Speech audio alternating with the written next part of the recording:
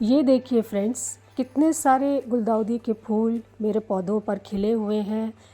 कलियां कितनी सारी सभी पौधों पर आई हुई हैं। कुछ खिल रही हैं, कुछ अभी अभी आना शुरू हुई हैं और कितने ही सुंदर ये गुलदाउदी के फूल लग रहे हैं।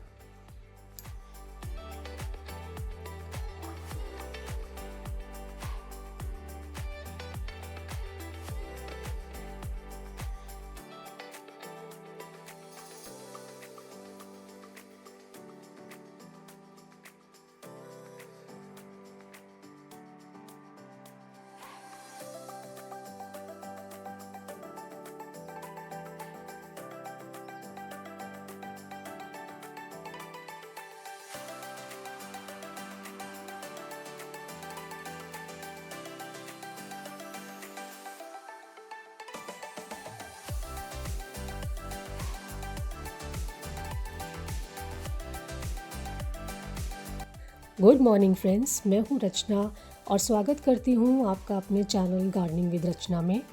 फ्रेंड्स, आज हम गुलदाउदी के पौधे के बारे में बात करेंगे। अगर आपके गुलदाउदी के पौधे में फूलों की संख्या बहुत कम आ रही है या कलियाँ बहुत छोटी छोटी बन रही हैं या फिर पीली होकर गिर जा रही हैं या फिर फूल बनने के बाद ज़्यादा दिन तक आपके पौधे पर टिक नहीं रहे हैं, तो आज की इस वीडियो में आपके साथ इन्हीं सब समस्याओं के बारे में और उनके उपाय के बारे में बात करूंगी।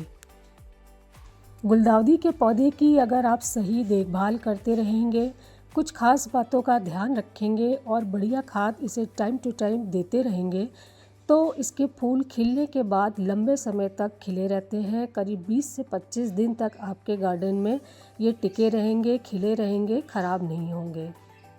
तो अगर आपके पास गुलदाउदी के कई सारे पौधे हैं और अभी भी उनमें कलियां नहीं बन रही हैं या फिर कलियां फूट नहीं रही हैं, फूल नहीं खिल रहे हैं, कलियां और फूल छोटे छोटे आ रहे हैं या फिर फूल अच्छे से खिल नहीं पा रहे हैं, तो आज के इस वीडियो में आपसे शेयर करूंगी कि कौन कौन सी ज़रूरी बातें हैं जिनका आपको अपने गुलदाउदी के पौधे पर ध्यान रखना है, उनकी कैसे केयर करनी है और कौन सी ऐसी खाद है जो आपको अपने गुलदाउदी के पौधों को इस समय पर देनी है, जिससे कि आपके गुलदाउदी के पौधे जल्दी ख़राब नहीं होंगे बल्कि स्वस्थ हो जाएंगे और फिर उन पौधों से आप ढेरों फ्लावरिंग पूरी सर्दियाँ ले पाएंगे।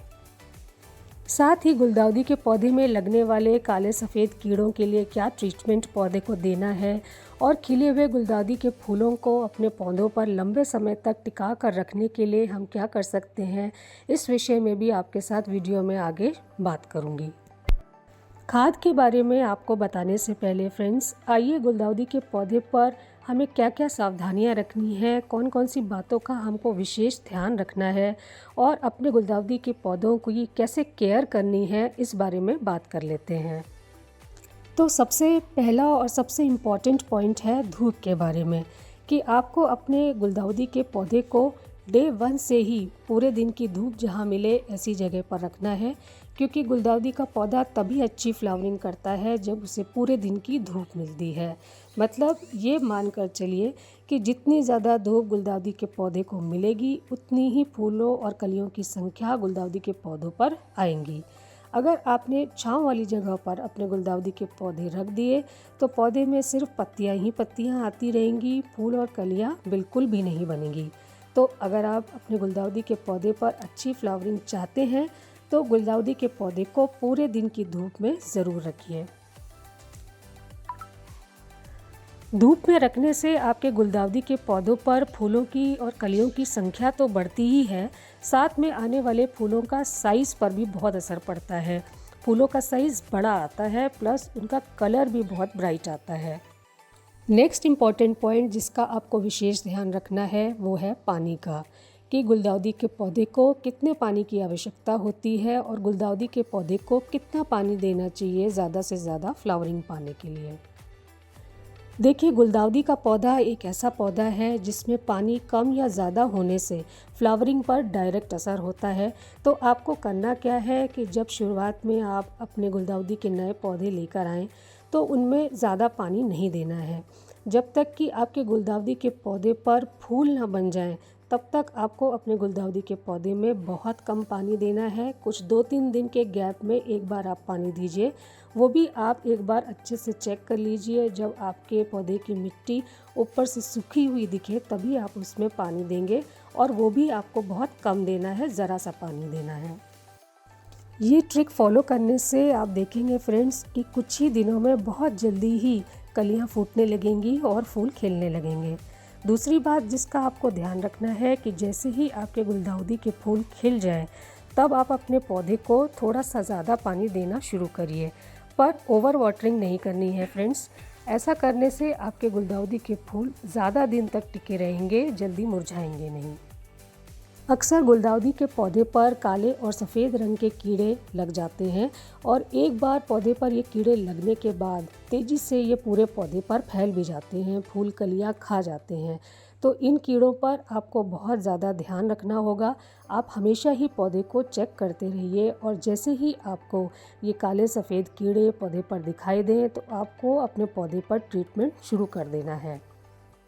इसके लिए पहले तो आप घरेलू ट्रीटमेंट अपने गुलदाउदी के पौधे को देकर देखें, जिसके लिए 2 से 3 ड्रॉप हैंड वॉश की आपको 1 लीटर पानी में मिला लेना है और अपने पौधों पर अच्छे से स्प्रे करना है। पर यह स्प्रे एक बार करने से काम नहीं बनेगा फ्रेंड्स। कम से कम 2 से 3 दिन तक लगातार सुबह या शाम को आपको इस स्प्रे को करना होगा, तभी आपके गुलदाउदी के पौधों पर से कीड़ों की समस्या पूरी तरह से ख़त्म हो पाएगी। पर अगर ये घरेलू ट्रीटमेंट से आपके पौधों पर से कीड़े नहीं भाग रहे हैं, तब आपको एक केमिकल ट्रीटमेंट भी अपने पौधों को देना होगा। इसके लिए इंटेप्रेड, हमला, इमिडाक्लोप्रिड जैसी कोई भी इंसेक्टिसाइड का इस्तेमाल आप अपने पौधों पर कर सकते हैं। 1.5 ml पर लीटर ऑफ वाटर की रेशियो में आप एक सोल्यूशन बना लीजिए और उसको अपने पौधों पर हफ्ते में कम से कम 2 बार अच्छे से स्प्रे करिए। अच्छे से स्प्रे करने से 100% कीड़ों की समस्या ख़त्म हो जाएगी। तो फ्रेंड्स, अब हम बात करते हैं कि अब दिसंबर के मौसम में हम अपने गुलदाउदी के पौधों में कौन सी ऐसी खाद दें जिससे कि ज़्यादा से ज़्यादा फ्लावरिंग हमको पूरी सर्दियाँ अपने पौधों पर मिलती रहे। तो सबसे पहली खाद जो हम अपने गुलदाउदी के पौधों को दे रहे हैं वो है vermi compost. Friends, vermi compost तो हम सभी के पास घर पर ज़रूर ही होता है, और अगर आप फूलों वाले पौधों के शौकीन हैं तो इसे ज़रूर अपने सभी पौधों पर डाला करिए। वर्मी कंपोस्ट में बहुत सारे पोषक तत्व ऐसे होते हैं जो कि पौधे में फूल खिलाने और कली खिलाने में मदद करते हैं। वर्मी कंपोस्ट आपको 150 ग्राम से 200 ग्राम तक अपने गुलदाउदी के पौधों में अच्छे से डाल देना है। अगर आपके पास वर्मी कंपोस्ट नहीं है, गोबर की खाद है, तो आप गोबर की खाद का भी उपयोग कर सकते हैं। अगर आप वर्मी कंपोस्ट अपने पौधों में डाल रहे हैं तो हर 15 दिन के गैप में एक बार आपको अपने सभी पौधों पर ज़रूर डालना है।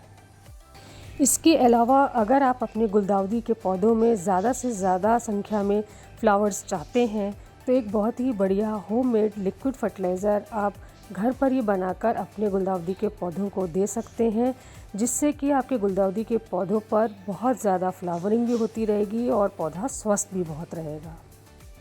इस लिक्विड फर्टिलाइज़र का रिज़ल्ट बहुत ही बढ़िया आता है फ्रेंड्स। मैं इस फर्टिलाइज़र को काफ़ी समय से अपने पौधों पर इस्तेमाल कर रही हूँ और मुझे इसका रिज़ल्ट भी बहुत अच्छा मिला है।